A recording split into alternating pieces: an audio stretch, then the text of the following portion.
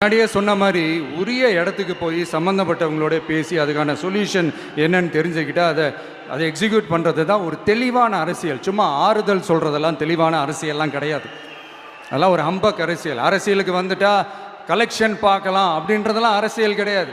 உண்மையிலே மக்களுக்கான அந்த உழைப்பு இருக்கணும். அதனால தான் நாம் அரசியலுக்கு வந்திருக்கிறோம். இது எதிரிங்களுக்கு நல்லாவே தெரியும். அதனால தான் நம்மளை சுற்றி அத்தனை சதிகள். அதில் முக்கியமான சதி என்ன தெரியுமா?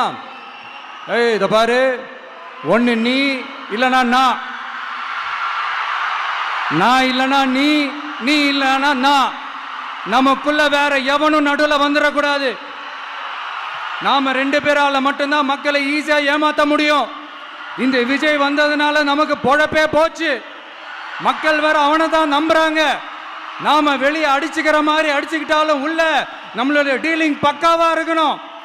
மக்களோட ஃபீலிங்ஸை பத்திலாம் நமக்கு கவலை இல்லை. நமக்கு டீலிங் தான்.